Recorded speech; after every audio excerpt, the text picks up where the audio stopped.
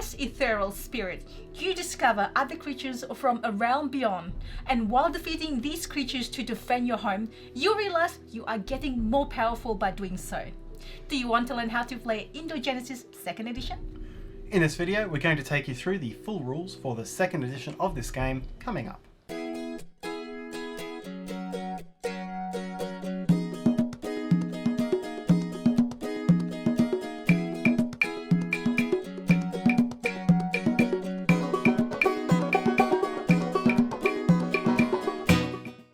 Hi, it's Tarrant. And Stella from Meeple University.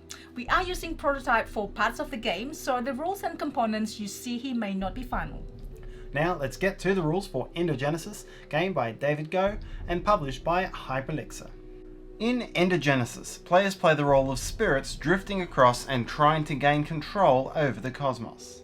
Players will hunt through the realm of knowledge, looking for valuable skills with which they can fight their battles. And they'll pit those skills against the monsters as well as the other players in the game to try to gain supremacy. It's a game of careful tactics and timing, as only the player who lands the killing blow on a monster claims the rewards, which can be shards for upgrading their power or prisms to consolidate it. Once two players have collected 2 prisms, the player among them with the most shards wins the game.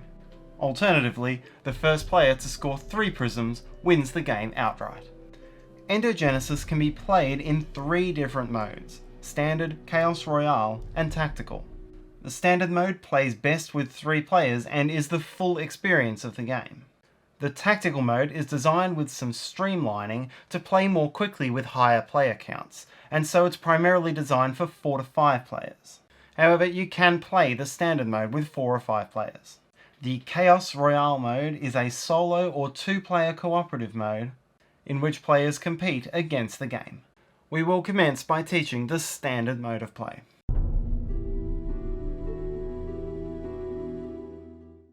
To set up the game, first set up the main board by shuffling and placing the Realm of Knowledge, Realm of Wonder, and the classes on their spaces. To set up the Realm of Chaos deck, you'll need to layer the deck slightly. Separate the deck into 2 piles, the first containing all the monsters, showing a monster up in the corner, as well as the 2 Crystal Rush and 2 Age of Wisdom cards. The other deck should contain all the legendary monsters and other cards. Shuffle the deck containing mostly monsters and then deal 5 cards from it.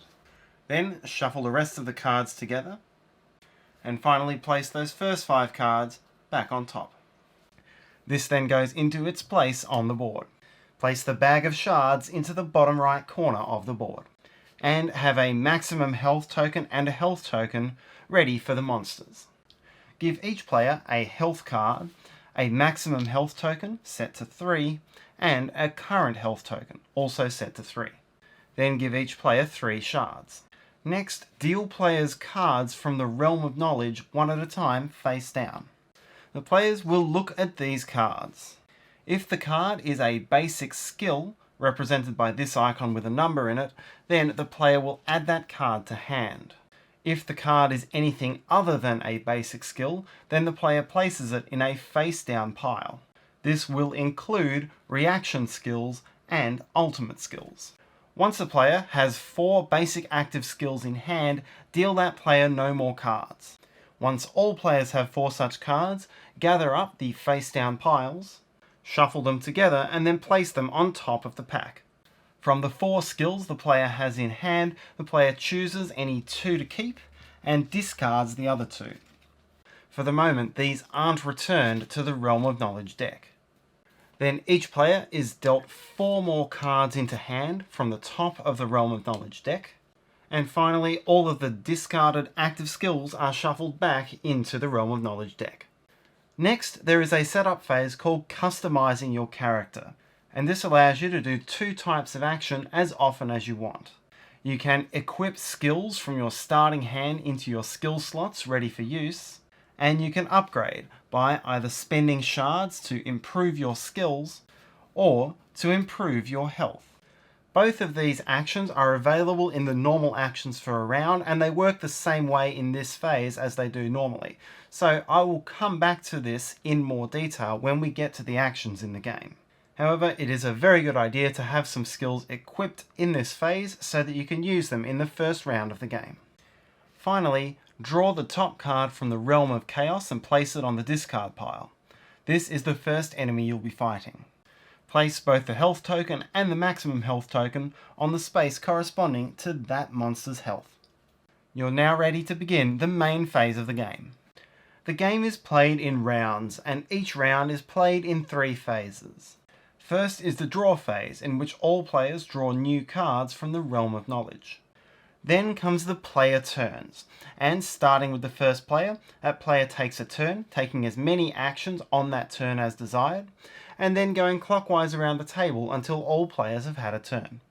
Turn order does not change during the game.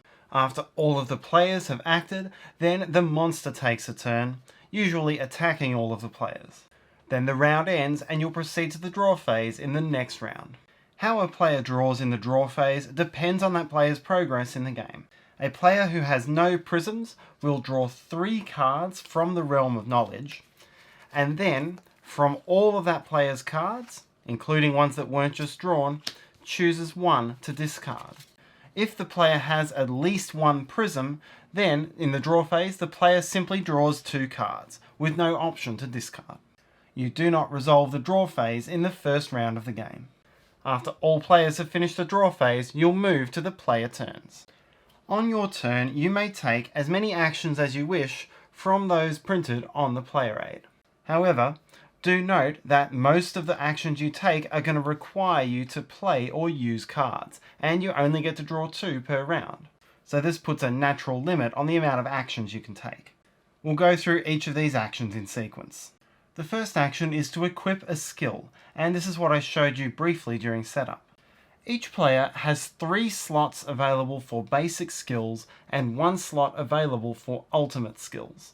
Each slot can accommodate 1 skill at a time, and the ultimate slot cannot take a skill until all 3 of the basic slots contain skills. To equip a basic active skill, simply place it face up in the slot. However, it enters the game exhausted. This means you cannot use it on this turn. All of your skills will become unexhausted at the end of your turn. Another way to equip a skill is to replace an existing skill with a new one. In this case, the old skill is returned to your hand. Once again, the new skill enters exhausted. This is the way to introduce active skills to the game, which show this icon. Some of the skills in the game are reactive, and they show this shield icon. Reaction skills are intended to have an element of surprise to them, and so when you introduce a reaction skill to the game, it is placed face down. Even if face down, it will still enter exhausted. This means that no one will know for sure what reaction skills or defensive skills you have available when you're attacked. Finally, once you have all 3 of your basic slots occupied, you may introduce an ultimate skill into your armory. Ultimate skills will generally be more powerful, but also more expensive to use. Your second option is to upgrade, and once again I showed you this briefly during the setup. Upgrading involves spending your shards either to make your skill slots more powerful or to give yourself more health. To upgrade a skill slot, simply move a shard to that skill slot. It will remain there permanently even if you swap out that skill for a new one. Basic skill slots can have a maximum of 4 shards each, and the ultimate skill slot can have a maximum of 6. Shards will make these skills more powerful, so you can see here this is the basic effect that would be made by this particular skill, but with 1 shard that's leveled up to what's shown on this row. The other way to upgrade is to spend shards to increase both your maximum and current health. If your maximum health is less than 10, spend 1 shard to increase your maximum health and your current health 1 step each. If your maximum health is above 10, then spend 2 shards, once again to increase both max and current health 1 step each. As we'll see later in the video, you can die in Endogenesis, but it's not a permanent death. It's rather more of an inconvenience when you run out of health, and so increasing your health can give you a good way of avoiding those impacts. Additionally, Each time you make an upgrade to one of these 3 steps, 5, 10 or 15, then you immediately gain a Realm of Wonder card. Draw 2 cards from the Realm of Wonder deck, look at them, and choose the one that you wish to keep. Note that any shards you spend on upgrading will still count towards your final score if you finish tied on 2 prisms. So do make sure that you spend your shards and gain the benefits that they can offer. Your next option is to spend cards to gain energy tokens. Energy tokens are required to be spent in order to use skills that you've equipped, and so this is a necessary step in utilizing your skills. There are 2 ways to gain energy from cards in your hand. The first is to discard a skill card from your hand and immediately gain energy equal to the number shown in the top right corner. Here you could discard these 2 cards to gain 4 energy. Note that the cards you discard must be from your hand, not from your skill slots. Your second option is to spend an artifact card.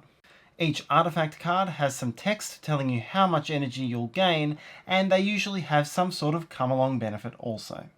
Once again, you'll discard the artifact and then gain the energy printed on it.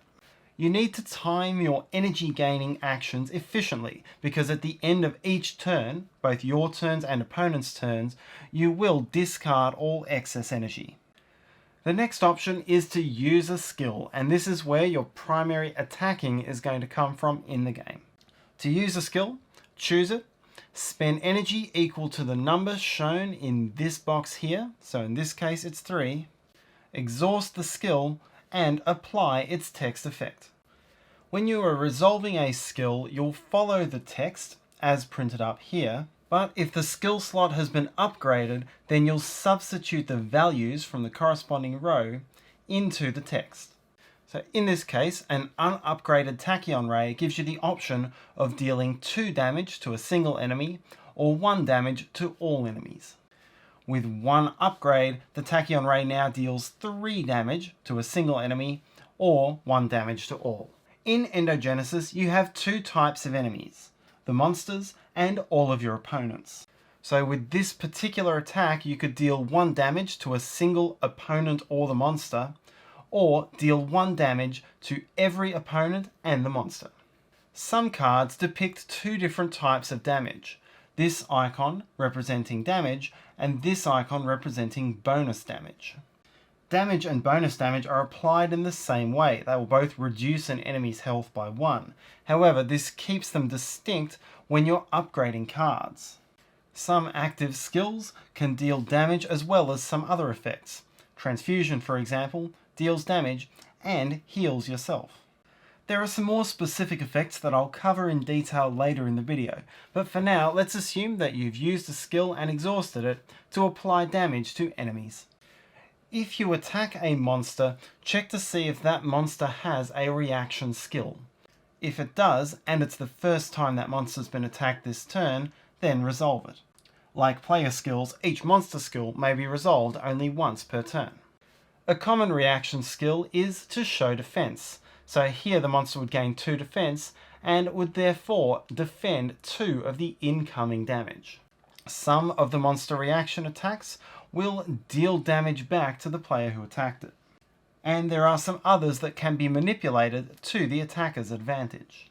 Once any reaction skill has been resolved, then the monster takes any leftover damage by moving the health marker down 1 step per damage.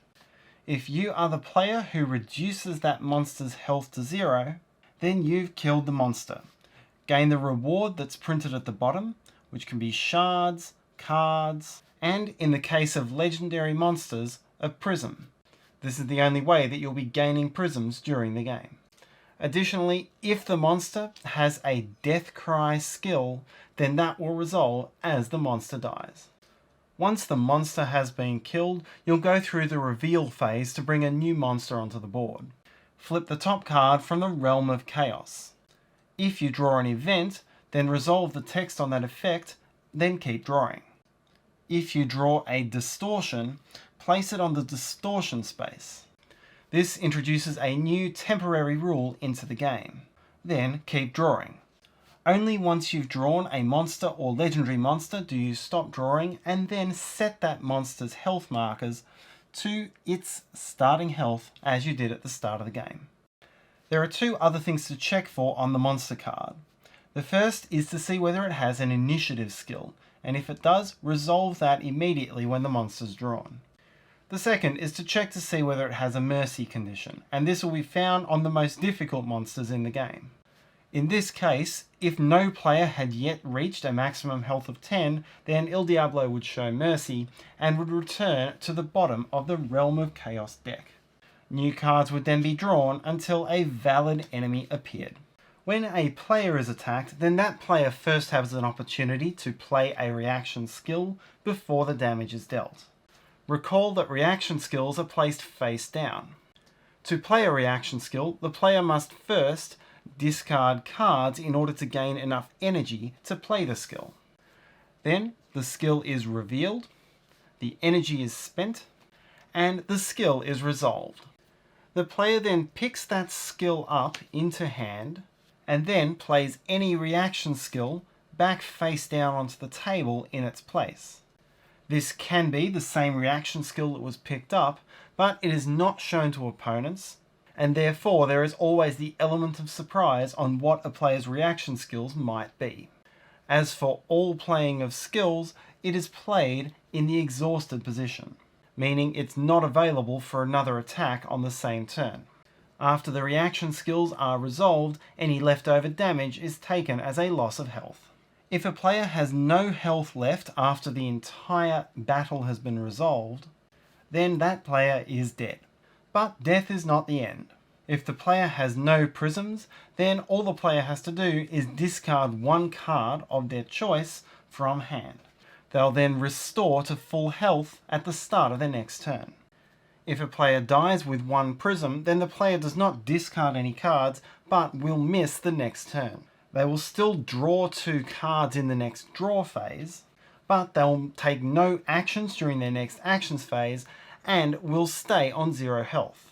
They'll restore to full health on the subsequent action phase. If a player dies with 2 prisms, then both of those penalties apply. The player will discard 1 card and then miss 1 turn. Whichever way it happens, the player who landed the killing blow on that opponent will gain 1 shard as a reward. This means there's always an incentive for killing your opponents. It's important to note that only the player who lands the finishing blow on an enemy gains the reward.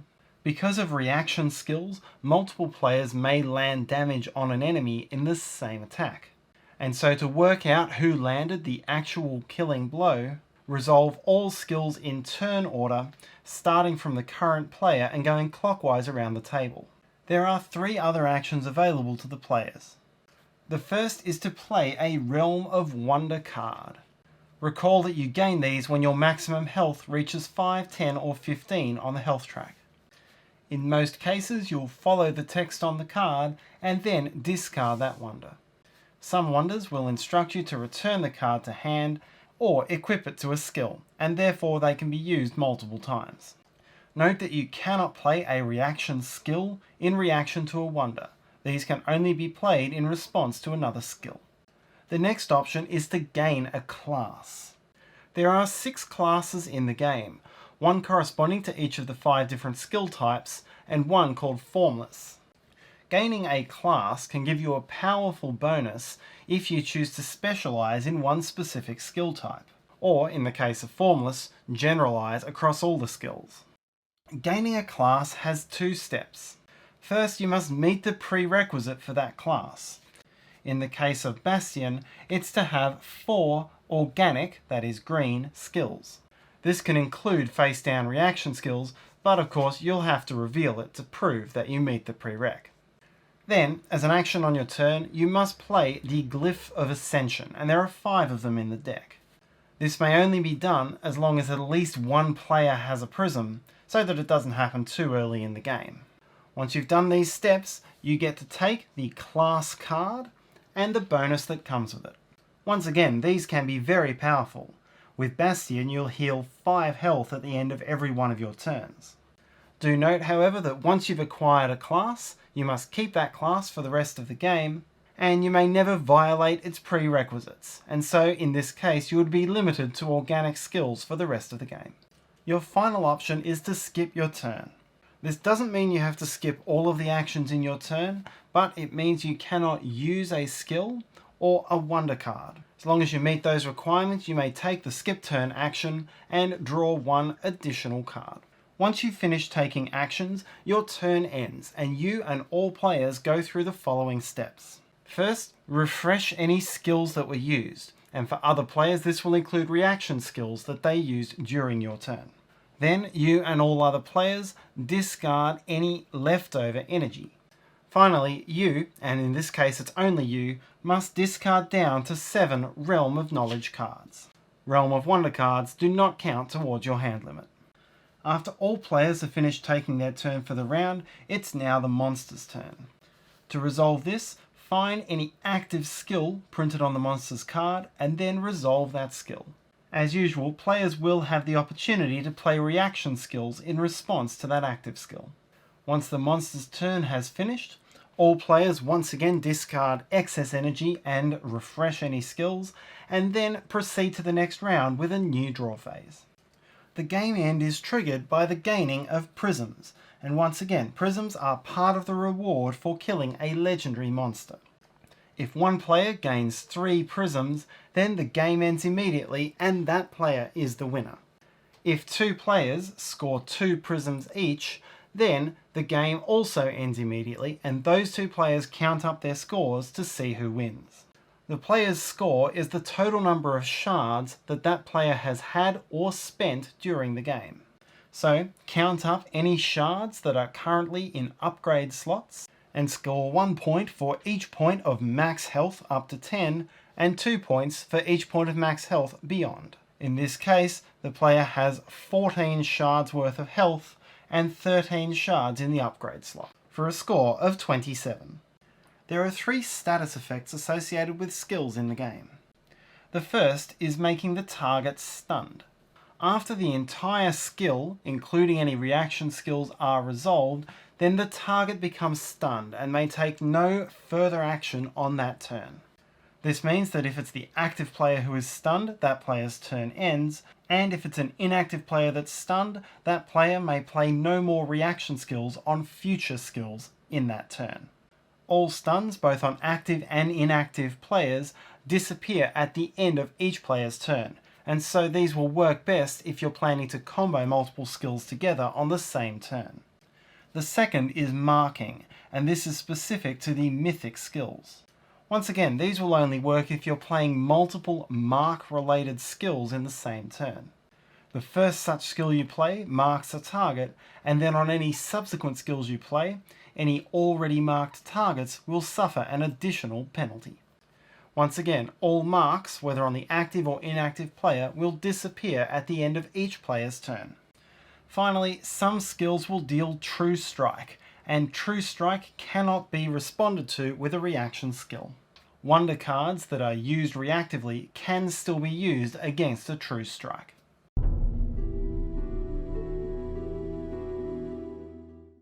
Next, we'll talk about the tactical variant, which is specifically designed to play 4 or 5 players in a quicker time than the base game of Endogenesis. Gone is the requirement for a player to earn 2 or 3 prisms to win the game. Now the game is played over 6 rounds with 6 distinct monsters, and the player with the highest score at the end of that time wins the game. In setup, you'll remove these 5 wonder cards, all of the glyphs of ascension, and all of the classes from the game. Then, following the instructions in the rulebook, you'll set up a Realm of Chaos deck comprising 6 monsters, starting easy and finishing hard. Events and distortions are not used in this version of the game.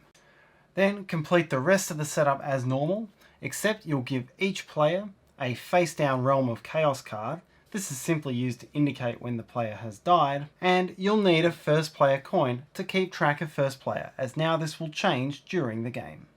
Each of the 6 rounds of the game is played in 2 phases, preparation phase and combat phase. In the preparation phase, each player first draws 3 cards, and then discards any 1 card from hand.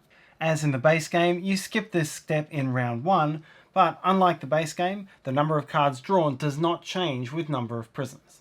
Then, simultaneously, each player may equip skills and perform the upgrade action, either upgrading skill slots or their health. These steps may only be done during the preparation phase in the tactical mode of the game. Once all players have finished with these steps, then you'll move into the combat phase, using the skills as equipped. To start the combat phase, draw a new monster from the Realm of Chaos and set its health. Then, on a player's turn during the combat phase, the player may take any or all of 4 actions. First, they may discard cards for energy. Second, they may spend energy to execute skills. Third, they may use wonder cards, which are still gained for reaching 5 or 10 on the max health, but not 15. And finally, if they do not spend a skill or a wonder card, they may skip their turn to gain 1 extra Realm of Knowledge card. Death works differently in the tactical game to the base game. When a monster dies, that monster remains dead for the rest of that player's turn, and the player gains the reward. But at the start of the subsequent player's turn, that monster comes back to full health, ready to be fought again. Similarly, if a player dies during the turn, then whoever landed the final blow gains a shard as usual, and then the player who died places that face-down Realm of Chaos card under the health marker. This is to remind you that you've died once this round, because there is a reward for not dying. As for the monsters, that player will revive to full health at the start of the next player's turn. After all players have finished their turns, then the monster once again has a turn to try to kill the players. Then proceed to the end of the round. Each player who did not die during the round gains 1 shard as a reward, or if there's only 1 player who avoided death, that player gains 2 shards. All players are then restored to full health, and if they did die at least once, they remove that card ready for the next round. Finally, you'll hand the first player token 1 step clockwise to the next player. After the 6 rounds are complete, the players total up their final scores, and whoever has the highest score wins. As in the base game, this will be 1 point for all of the shards that you've ever had or spent, meaning 1 point for each that's under a skill, 1 point for each in your supply, 1 point for each step of max health up to 10, and 2 points for each step beyond 10. You'll gain 1 point for a prism, 3 points for 2 prisms, or 5 points for 3 prisms, and whichever player has the most maximum health gains a 3-point bonus. If there's a tie, all tied players gain 1 point. Whoever has the highest score wins. The final version of Endogenesis is the Chaos Royale, which is the solo or 2-player cooperative mode. In this mode, players will be trying to fight through the entire Realm of Chaos deck, sometimes fighting as many as 3 monsters at once, before they run out of Realm of Knowledge cards, or before either the player or both players involved have died. You'll set up the game as normal, except that you'll remove set cards from the Realm of Wonder, Realm of Knowledge, and Realm of Chaos as directed by the rulebook. Through the game, you'll be trying to fight through all of the monsters, as well as the leftover events and distortions, in the Realm of Chaos deck. Initially, you will have 1 monster available to fight. However, the first time you defeat a legendary monster, you will open up a new monster slot, and you'll now be fighting 2 monsters at once. Each of the monsters will take a separate turn when it comes to the monster's turns at the end of each round.